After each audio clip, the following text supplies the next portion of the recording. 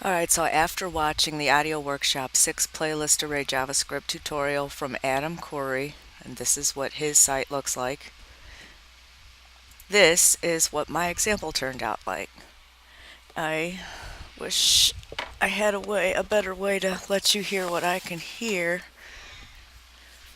So here's my player, and it's going to show 3 different tracks. I'm going to take my headphones off so that I can put this up against my speaker so you could hear it as well.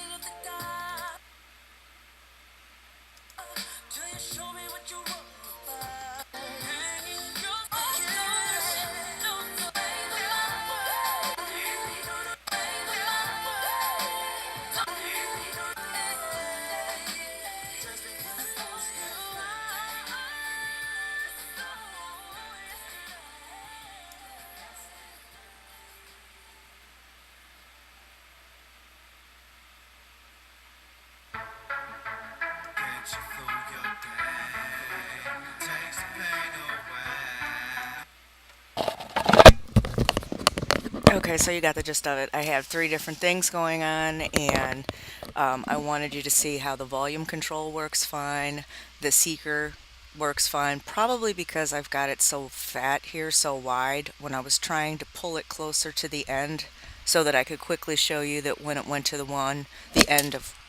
when it went to the end of one song, that it would go directly to the second, then to the third, and then after the third was done, it would bounce right back to track 1. Um, I cannot do videos better than Adam Curry. The best that I can do is read my code from top to bottom, but if you really want to learn programming, I would really hit his videos and get yourself used to coding using Notepad++ or another code editor, because once you get into it, it's actually fun. And following his videos makes it even more interesting because they're relatively short and he's not boring. Sometimes he'll say little funny things, or, he's got a little attitude, so it's enjoyable. And he's got so much to learn, it's insane. Um, I guess I could go top to bottom, or you can just click right out of this video and go straight to his. But for me to go top to bottom, I need to quit talking and get on it. My example.html, I've got 3 files. The example.html, which is the actual code that gives you the elements of this page. The external style.css gives you the colors and the rounding and the position of the page, and the action.js is the JavaScript that gives you the functionality that lets these buttons and input type range types move, and the numbers here that show you where you are in the MP3 and the end of it. So, alright, I'll highlight a bit at a time and go through it, see how quick I can make this video. Doc type HTML, HTML, head, title, example, metachar set equals UTF-8, link, rel equals shortcut icon, href equals images / ping speakers.ping, type equals image / x icon. So far that's just the beginning part of the web page. The last parts of the head are right here. Link rel equals style sheet, type equals text / CSS, href equals CSS / style.css. That's linking to my style.css. That's external. The next one, script language equals JavaScript, source equals JS / action.js, end script, end head. So that's everything in the head. Now let's get to the body.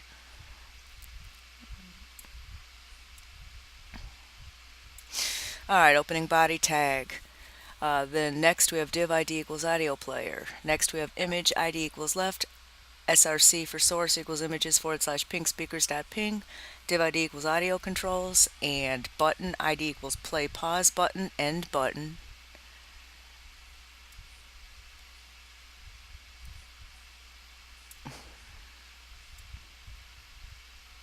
Next I have input ID equals seek slider, type equals range, min equals 0, max equals 100, value equals 0, and step equals 1.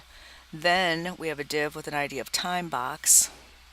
Now we're talking about this stuff here in the middle. It's got span ID equals cur time text, 00:00, and span, then a /, then another span tag. Span ID equals dir time text, 00:00, end span, end div, then button ID equals mute button, end button. So we've went over all of this stuff, except for the last slider here. Input ID equals volume slider, that's this one right here.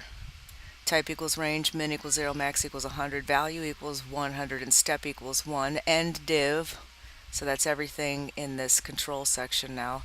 img ID equals right, source equals images / ping speakers.ping, end div, so that's adding that little speaker. And now we're done with this whole player up here at the top. Now we're going to work on this little thing down here at the bottom that actually shows you what track you're on. And that's an H2 tag. H2 ID equals playlist _ status, end of body, end of HTML. So that's the entire HTML web page that shows you the elements that you see right here. Alright, now let me go to the style. Try to breeze through this. It's a lot. Alright, for the body there's a background of #999, padding 0 pixels, margin 0 auto.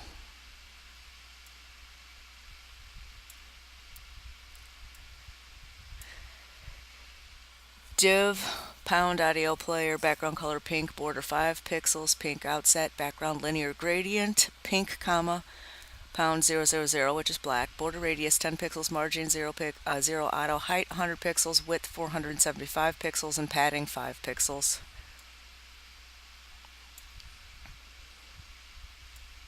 Div with the ID of audio controls, border radius, that's this right here. Border radius 10 pixels, border 3 pixels, pink ridge, float left, margin top 60 pixels.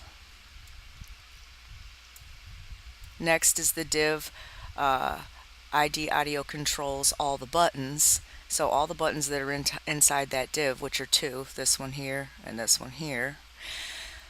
Both of them share border thin white solid, height 32 pixels, width 32 pixels, cursor pointer, outline none, and float left. Next, all of the inputs that are inside the div with the ID audio controls. Border thin white solid, float left, height 31 pixels, width 56 pixels, background color #222. So that's like a very dark gray, almost black. Now we got a button with the ID of play pause button, so we're dealing with this guy right here. background URL // images / pause.ping, which means we have to go outside of the current folder that we're in, jump into the folder called images so that we can grab the pause.ping image right here. Which actually this is the play, not the pause, but that's because this is already, when we first refresh the page, this is the pause button right here.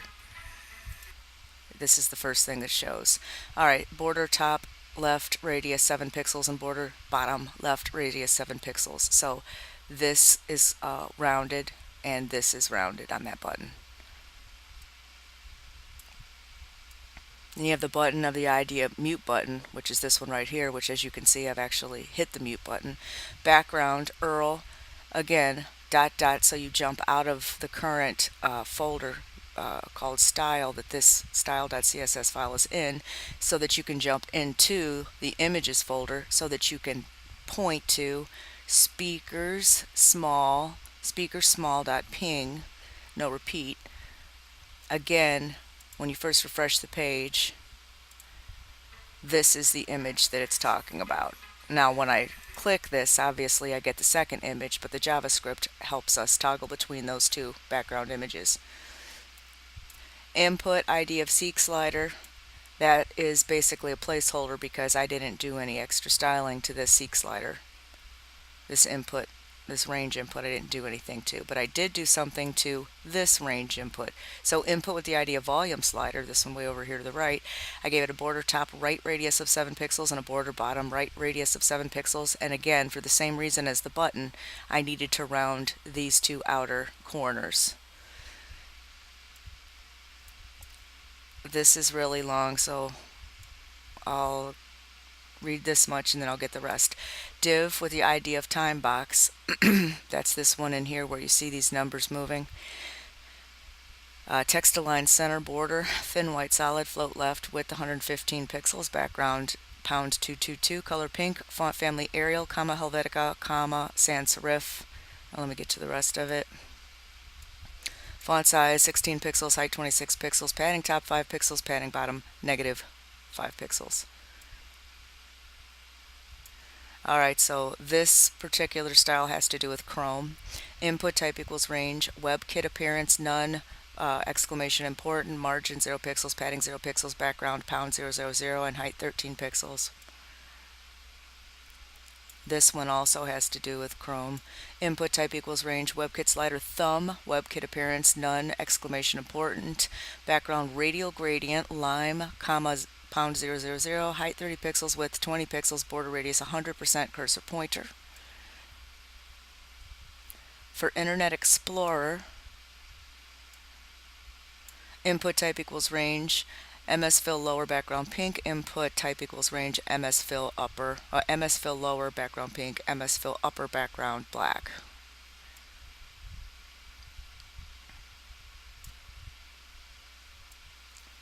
This is also for Internet Explorer. Input type equals range, MS thumb, WebKit appearance none, exclamation important, background radial gradient maroon, #333, height 30 pixels, width 20 pixels, border radius 100%, cursor pointer. Now for Firefox, input type equals range, Moz range track, border none, background yellow. Still for Mozilla Firefox, input type equals range, Moz range thumb, background radial gradient, aqua, comma, #000, which is black, height 30 pixels, width 20 pixels, border radius 100%, cursor pointer. Almost done with the CSS file. IMG for image, border radius 50 pixels, margin 7 pixels. That's for these speaker images. And image with the ID of left, height 70 pixels, float left, and margin top 20 pixels. That's for this particular speaker. Image with the ID of right is talking about this particular speaker. Height 70 pixels, float right, margin top 20 pixels.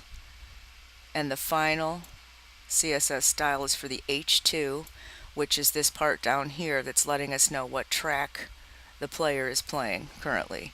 So H2 has a border of 5 pixels, pink outset, margin 0 auto, height 40 pixels, width 475 pixels, padding 5 pixels, background color pink.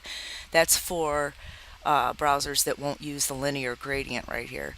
And if it does use the linear gradient, then since this is flowing after the fact, then it will.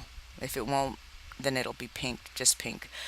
Background, linear gradient, pink, comma, pound 000, border, radius 10 pixels, color white, so that the text is a little brighter here, and text align center, family cursive. So that's everything in the style. The action, I'll try to do that just as fast.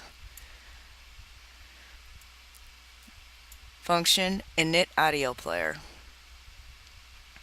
Here's a whole slew of variables that we're creating. Var audio, comma play button, comma mute button, comma seek slider, comma volume slider, comma seeking equals false, comma seek to, comma cur time text, comma dir time text, comma playlist underscore status, comma dir, comma playlist, comma ext, comma playlist underscore index, comma agent. So we create all those variables in our JavaScript function file. This note says where your audio files are, so we are taking all of these variables that we created up here, and we are setting them to things and doing things with them in the rest of the code. Okay, so dir equals audio / my audio files are in a folder called audio. So we are creating this string with the name of that folder and a / to know that that's the directory that the files are in. So dir equals that audio /. Here we're creating a playlist. Playlist equals, and then in the array symbol, the straight brackets, separated by commas and double quotes, for you, comma groove with you, and comma so yesterday. Here we're going to keep track of the index position of the song playlist. So the variable playlist underscore index is going to be set equal to 0. We're going to set the original extension to MP3 file. So ext equals the string .mp3 in double quotes. This is going to show which browser the user has. Agent equals navigator.useragent to lowercase, and then I've got an alert box right here that will pop up that information. Alert agent. Here we're going to choose an MP3 or OGG file based on what the user agent information is. So we have an if condition that says if agent.index of, and parentheses and single quotes, Firefox, exclamation equals -1, or agent.index of, and I went over this in a previous video, the Navigator agent doesn't show the word Opera, but it does show OPR for the Opera browser. So when we need to look for OPR if we want Opera or Firefox to use the OGG file. So if agent.index of Firefox not -1 or agent.index of OPR not -1, then ext will be set to the .ogg file instead of the default .mp3 file that we created previously up here. Now we're going to set a whole bunch of object references. Alright, play button equals document.getElementById by ID in parentheses and double quotes, play pause button.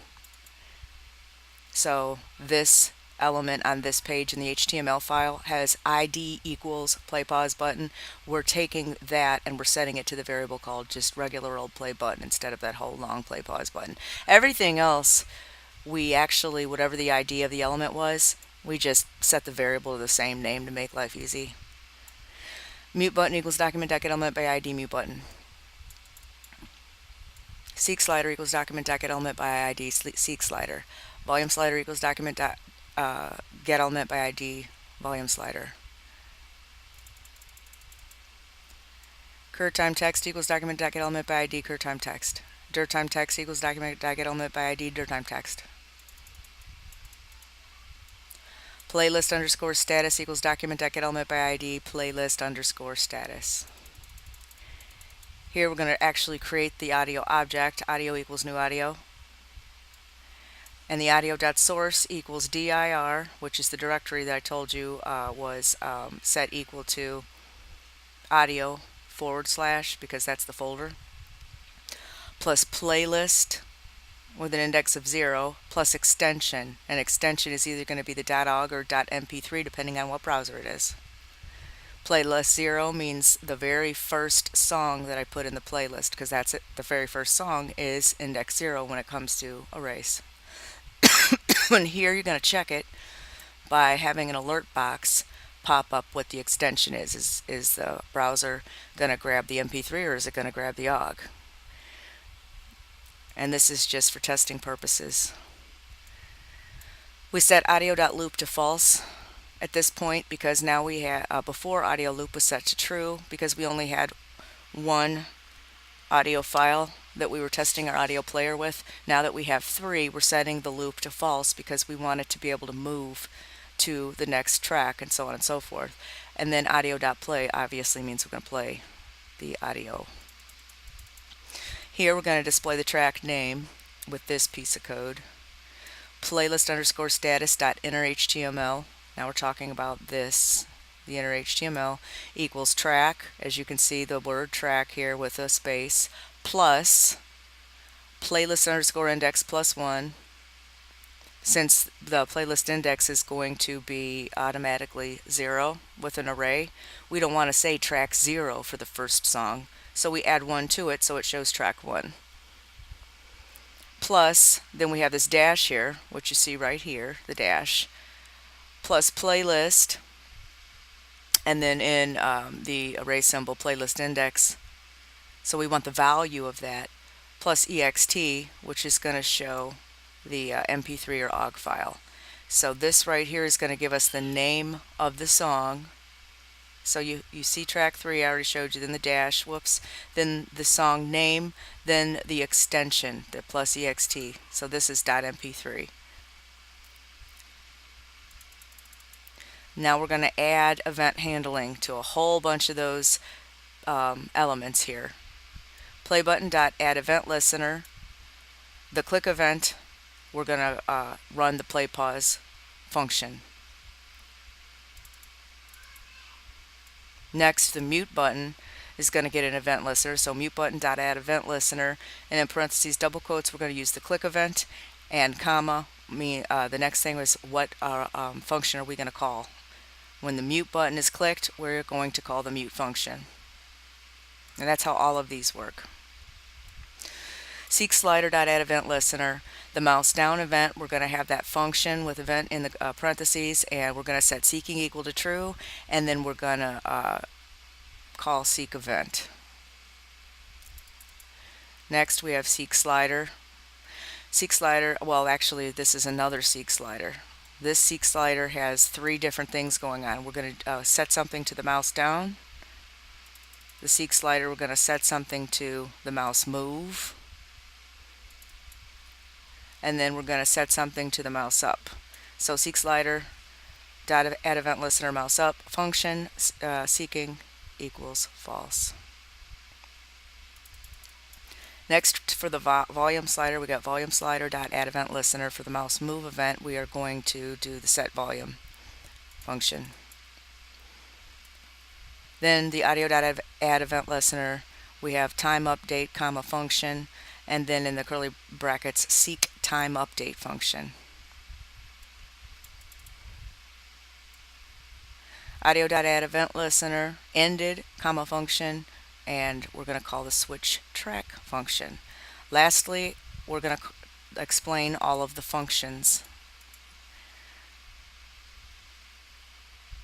This function goes from line 76 all the way to 89. So I'll have to read this in 2 parts. Function switch track. If playlist_index is equal to playlist.length -1, then playlist index will be set to 0. Else playlist_index will be incremented. Then playlist _status equals inner HTML equals the string track plus playlist _index +1 plus a dash plus playlist of the playlist _index plus ext. And the last part of that function is audio.source equals dir plus playlist, playlist index in the array brackets plus ext, and audio play. Almost done. We're almost done. Next, starting with line 92, we have function play pause, and that goes from line 92 to line 102. Have to do that in a couple of sections. Function play pause. If audio.paused, then audio.play, play button.style background equals URL images / pause.ping, no repeat, else audio pause, and the rest of that is play button.style background URL images / play small .ping, no repeat. And this 102 is the end of the play pause function. Next we have function muted, and that starts at line 104 and goes to 114. I could almost do that whole thing in one chunk. Function muted. If audio.muted, then audio.muted equals false, and mute button.style background equals URL images / speaker small.ping, no repeat, else audio.muted is true, and the mute button.style background is URL images / mute small.ping, no repeat. The function seek event starts at 116, and that goes to 124. I can do all that in one chunk. Function seek event in parentheses. If seeking, then seek slider.value equals event.client x minus seek slider.offset left, and seek2 equals audio.duration times seek slider.value divided by 60, and audio.current time equals seek2. In line 126, we've got a short function. Function set volume. Audio.volume equals volume slider.value divided by 100. Then function seek time update starts at 130, and that goes all the way, this is a long one, this goes all the way to 154. So I have to do this in a few chunks. Function seek time update, var nt equals audio.current time times 100 divided by audio duration, and then seek slider.value equals nt, and then var curmins equals math.floor audio.current time divided by 60. Next, var cursex equals math.floor audio.current time minus curmins times 60, and then var durmins equals math.floor audio.duration divided by 60, and then var dursex equals math.floor audio.duration minus durmins times 60. We've got 4 if conditions based on if the current seconds or current minutes, duration seconds or duration minutes is a single digit, because we want double digits in here. So if cursex is less than 10, then cursex equals 0 plus cursex. If dursex is less than 10, then dursex equals 0 plus dursex. If curmins is less than 10, then curmins is equal to 0 plus curmins. And lastly, if durmins is less than 10, durmins equals 0 plus durmins. Okay. And we're almost done with this function. Cur-time text.innerHTML equals curmins plus a colon plus cursex. So you actually see the current minutes and current seconds here. And then dir-time text.innerHTML equals durmins plus a colon plus dursex. So then you see the duration minutes, a colon, and the duration seconds for the audio file. And last but not least, we have window, add event listener, load, comma, init audio player. So when the window loads, it's calling the init audio player function, which is all of this that I read previously from line 1 to line 155. And that's all there is to this entire little audio player here with 3 tracks.